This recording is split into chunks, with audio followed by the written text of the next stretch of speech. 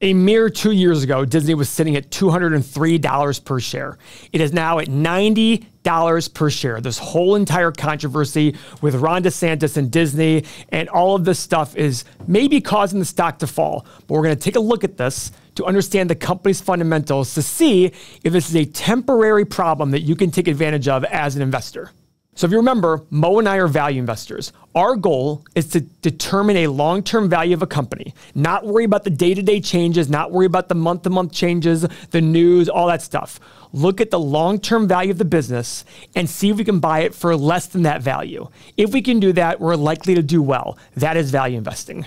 So today, we're going to go over some of the analyst expectations, some of the bull and bear cases for the company. We're going to use our stock analyzer tool to determine a long-term value of the company. And we're going to use our 8 pillars to sit there and look at it to create a story behind the company that we can then input our fundamental beliefs of the company long-term and determine what price to pay for the company today. So let's go check out Disney and our Everything Money 8-pillar software. All right, guys, so here's Disney. Look at this fall. Literally $203 per share on March 8th of 2021, hit a low in December of $84, rebounded a little bit, and then came back down to currently $90 per share. But remember, guys, just because the stock is down or up doesn't mean the company is better or worse. Stock prices follow the news, not the other way around. If there are fundamental problems with the business, then yes, absolutely, you should be aware. But usually what happens is stock prices go up and down based on emotion and not fundamental problems with the company. So a couple things to look at. The market cap of the company, $165 billion. If you wanted to buy every share outstanding, that's what you have to pay. But enterprise value is if you want to buy the entire company plus all of its debt and the net of the cash. So this basically shows you the company has about $80 billion in debt. Is that a lot? Is that not a lot? It all depends on its free cash flow and what it's doing there. It might seem like a lot, but Disney is a very, very stable brand. As I always tell people about Disney, if I gave you $165 billion today and said, go recreate Disney, you wouldn't be able to. Now, that doesn't mean you should just go buy it for $165 billion. That doesn't make it a good price. It just means that that's how strong their moat is. It's very, very difficult to take over Disney and say, you're out. I'm going to replace you. That's the big key. All right. 5-year PE of 39, current PE of 40. But remember, guys, 40% of the revenue were from parks. And when COVID happened, what happened to that revenue? It went bye-bye. Profit margin in the last 5 years, 5.9%, but in the last year, 4.7%. But we're going to take a look at the 10-year, what was before COVID to see what their profit margin was usually.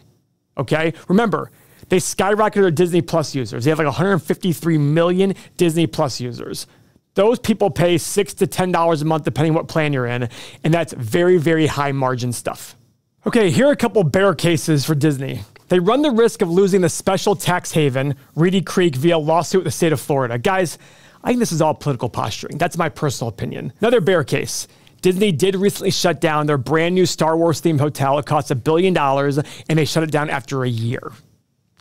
Okay, listen, a big company like Disney is going to have their blunders. Is this a big one? It's $1 billion. That's a lot of money, especially looking at their free cash flow over the last few years has been kind of crappy. Now, bull cases. Parks and cruise segments year over year are recovering well, with domestic revenue up 14% and international up 106%. That's big, guys. And Disney leads the world in theme park attractions, #1 visited theme parks in the world. That's awesome. Another bull case. Disney Plus's average revenue per user increased 13%, while subscribers fell 2%. Okay, so this stinks. But remember, they skyrocketed and crushed all their numbers during COVID. They weren't expecting to hit 100 million users for at least another couple of years. They hit it within COVID's time frame. So keep that in mind. Disney still has a lot of great assets in terms of movies, shows, etc. And all they need to do is say, it's only going to be on Disney Plus. And people will go there. Because if you have kids, you better believe you want them watching something to keep them to shut up while you're sitting there trying to make dinner or have a meeting. It's absolutely, I think, the future of Disney, a big part of it, and it's very, very high margin. Now, let's go take a look at our 8 pillars on Disney. Ooh, Woo-wee, look how ugly that is. Now guys, remember, and I'll tell you soon how you can do it, but if you're a software user, you can customize this up to 12 different pillars of your own, and there's like 4 quadrillion versions. But guys, all X's except for one, revenue growth. Their revenue growth is up a ton, but their profits down a ton, their cash flows down a ton, everything is bad. But remember, you don't make your buying decisions on this. This just tells you about the company's current and past. What's the future? Disney had a big drop. Let's go look at the income statement here. Look at their revenue during COVID. It went from $78 billion down to $58 and built back to all-time highs of $87 billion. But look at their profit. This is what kind of excites me. They made double-digit, basically close to double-digit billions for the years before COVID, and they still haven't recovered from that. I like this. To me, this says they're leaving a lot on the table. So they have record revenue, but not record profit. I believe that this profit margin metric and these free cash flow numbers are going to greatly skyrocket. So I don't think it's fair to look at the current PE and the 5-year PE or the 5-year price of free cash flow when looking at these companies. Remember, think about it for yourself. Let's say you got sick and you couldn't work for a while. Are you really going to gauge your performance on the last 6 months where you weren't working, your financial performance? Of course not. It was a temporary thing. COVID was a temporary thing. They had to do some restructuring. They're cutting jobs, but I believe, what's the reason? I have no reason to believe that they're not going to get back to historical profit margins of 10 to 15%. Right now, they're making literally 4.7%, less than half of the low range of their historical profit margin. There's a lot of money being left on the table. But you need to understand before you invest in Disney how they can get back to those historical profit margin numbers. Their free cash flow last year was $1.4 billion. Let's look at their free cash flow. And free cash flow is the lifeblood of a business. It's cash from operations less your capital expenditures. You can use free cash flow to do one of 5 things: buy back shares, pay a dividend, reinvest back in yourself, pay down debt, and make acquisitions. All right? We add this line for all of our users. This is not in any financial statement. But look at this. 7, 7, 7.7, 7.7, 10.7, 8.7. Now look how crappy it's been. Under $1 billion during the COVID year and barely over $1 billion for the years after. Highly, highly, highly skewed by recent events. The question is, can they get back to those levels again? That's the big key. So let's go check out our analyst estimates here. Now guys, analysts should be taken with a grain of salt, but we include them here because our users wanted them. Our thousands of users said, give us the analyst estimates. So we have it in here. Now I will say this. It's not coming back as fast as I thought, the earnings per share. I would have thought a much faster growth level considering how low their profit margins have been lately compared to history. But they still have well into double-digit growth on EPS, okay? Revenue growth, mid-single digits, from $91 billion estimated this year to $110 billion in the next 4 years. So not big growth. I have to ask the question, why do they go from 20% profit margin? Now analysts are expecting way lower than that. That's what I don't get. But it's something to understand and research as time goes on. So now what we're going to do is we're going to use our stock analyzer tool. This stock analyzer tool is the most popular part of our site. It was used 1.3 million times in the last year by our users. It allows you, not including the balance sheet, to take your assumptions about the future, a low, middle, and high assumption, put in your revenue assumptions, profit margin, etc., and it'll spit out what price to pay for the company to get those returns. In addition to that, you'll see at the below those numbers, it'll tell you that if you paid to today's current price, based on these assumptions, what return you can expect based on an IRR. It's a very useful tool. It just got better with that extra addition to it. So let's go take a look. I'm going to put my assumptions in here. But before we do that, if you like the software, we didn't even talk about all these other tools here. You can sign up on everythingmoney.com, $7 for 7 days. It gives you all these tools, gives you everything you've seen, plus exclusive content. I do way more videos on other individual stocks that are selected by our users. And you get the community right here where you can talk to everybody about Disney and any other stock that you have. Because being a value investor is hard. It's a lonely road. We've eliminated that lonely road by having thousands of users in one place to talk about companies and talk about mindset. So let's make some assumptions here and go from there. All right, guys, so the first one, revenue growth. because I think the revenue, let's do 3, 5, and 7%. At 7%, it allows you to double revenue in the next 10 years. 3%, basically keeping up with costs of everything going up. Now, profit margin. Look at this, guys. With crappy profit margin in the last 5 years, they still have averaged 10.6 in the last 10 years. So here's what I'm going to do. I'm going to do 7. I'm going to do 9.5. Or I'm going to do 10. And I'm going to do 13. Because we saw before that they were doing 20% profit margin. So I don't understand how it's much different.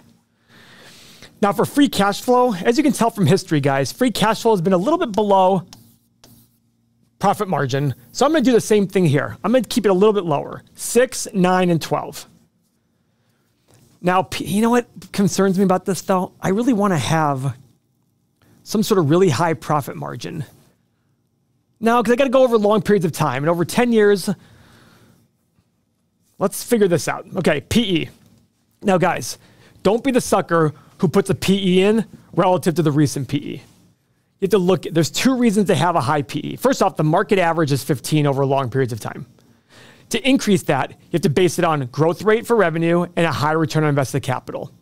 A high return on invested capital, this is low right now, but it's been skewed because of the recent numbers from COVID. That's why I've not gone over it.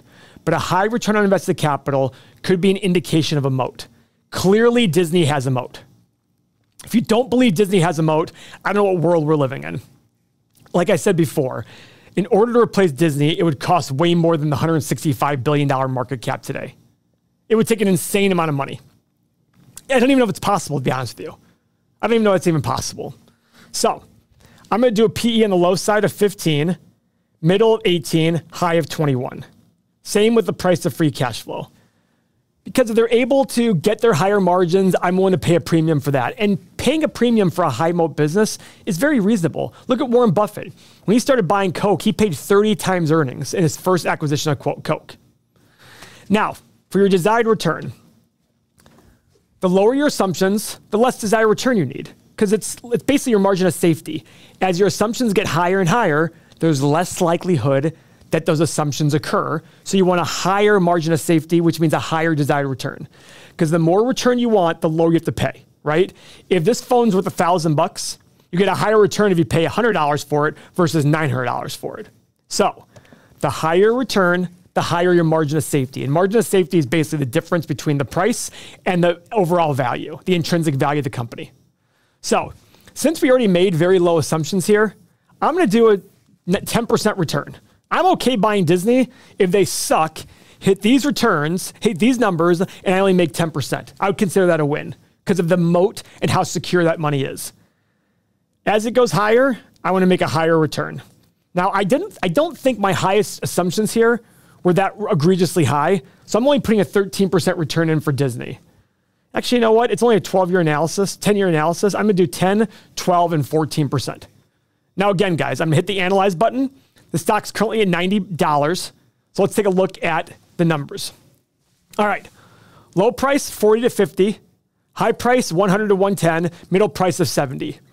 If you pay the current price today and your low assumptions occur, you're expected to make a negative return over the next 10 years in terms of IRR. If you pay today's price and the middle assumptions occur up here, you're going to make 8% a year. And if you pay today's price and the high assumptions occur, you're going to make 15%. So, guys, for this company, it's at $90. Add it to your watch list. I'm going to add it at $85. Notify me when it hits that.